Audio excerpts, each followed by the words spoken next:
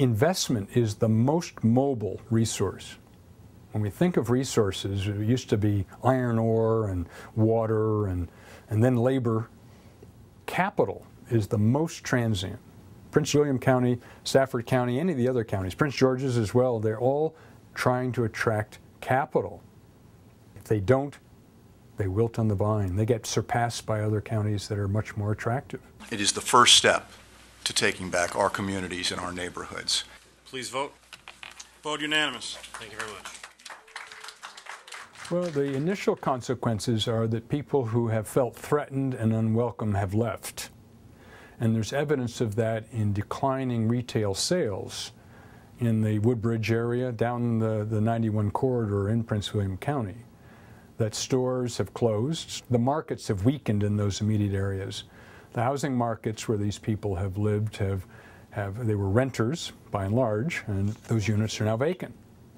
And there isn't anybody else to fill them up. So there's a loss of income from those investors who own those rental units. We are going to repel this invasion. One way or another, it will be repelled. You can either be part of that repulsion. There might be 2,000 or 3,000 of you outside, but there's a million more just like me. Bring it. You're a criminal. Don't keep saying, I'm not a criminal, I'm not a criminal. You're a criminal. The negativism that's emerged in those jurisdictions where it's very visible is creating long-term damage to those economies. Businesses don't like this. A lot of people don't like it because it threatens the harmony of this population. We've gone through enormous changes in the 40 years that I've lived in Washington in becoming racially diverse and accepting. And now this is a new threat. And it isn't constructive, and it has consequences, economic consequences. Investors avoid controversy. They do it in companies. A controversial company loses its investors. It happens in local economies too. And it probably is a bigger impact than it's deserved. The problem is that the economy is weak, and these jurisdictions need all of the positive juice they can get. The slowdown in the economy is happening because of a national slowdown in the economy. In Prince William County, they made it worse by targeting a portion of their low-income population and making it feel less welcome. They took that spending power, that tax-generating power, that economic benefit out of the solution. There's going to be fewer workers, less spending, fewer resources, less investment behind the recovery. And some of that will have shifted to other places that seem more accommodating, more friendly. Could be Stafford County, it could be Loudoun County. This money's coming to Northern Virginia, and it was going to Prince William County because that was the next county in line for it. It was spilling out of Fairfax as it spilled out of Fairfax into Loudoun during the 80s and 90s. How governments react to this kind of economic problem becomes important. They either make it worse. If they do nothing, it gets better by itself. If they do something, it can make it better, faster, or make it worse. And the worst thing you can do is to weaken any segment of your economy when they're all hurting a little bit. The effect of a declining market in these areas that had been dominated by the Spanish-speaking population, some undocumented, some documented, who left. These stores generated a B-poll tax. That's very important to the local government.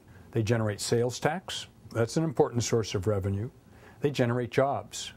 And those people have income, and they spend money, and they generate sales tax. They live in houses. Those houses generate real estate tax. A deteriorating house generates less, an empty deteriorating house generates less real estate tax than one that's up and running.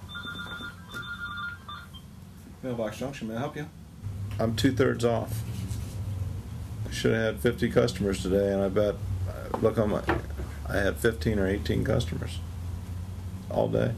These predominantly Hispanic shoppers shopped in stores that weren't Hispanic. These stores operated at a very small margin. If you lose 10% of your sales, or 5%, that may be the difference between success and failure.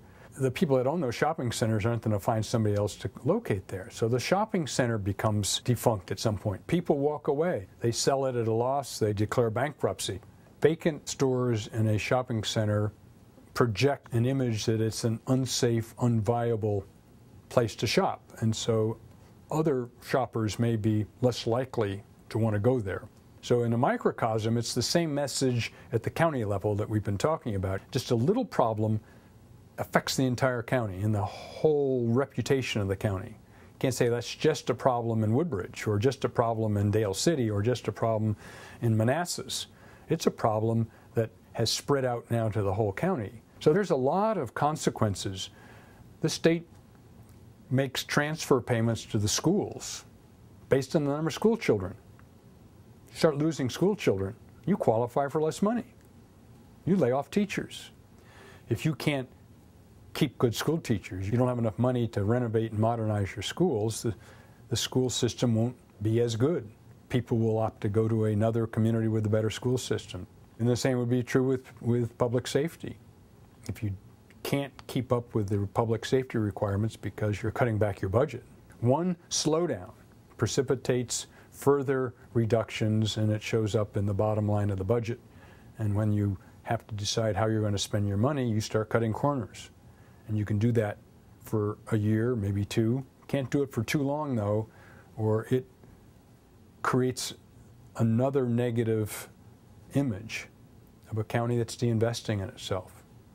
I think that 5 years from now, if this will be solved, if it isn't made worse yet. But it won't be a quick cure, because emotions run deep. You don't get over this really quickly. And it's word of mouth. There aren't really good facts out there, as we know.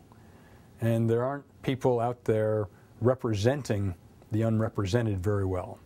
So they're going to go where they feel safe, and they'll find another place. I don't know what jurisdiction that will be. If they leave altogether, the whole regional economy will feel it. If they move to another part of the economy, the regional economy may not notice. It will just be the county economy that's been affected. But I think the fix is not quick in coming. And the best thing is not to make it worse. Smooth over the damage, begin to do some triage to get people working, get people talking. They need a good PR company to put a polish on the county. The county is an excellent county. It has lots of excellent resources. It has a good school system. It's come a long way in 10 years. They slipped back a little bit this year. But clearly they're going to have to make foreign-born, not just illegal or undocumented workers, but all foreign-born workers to feel welcome.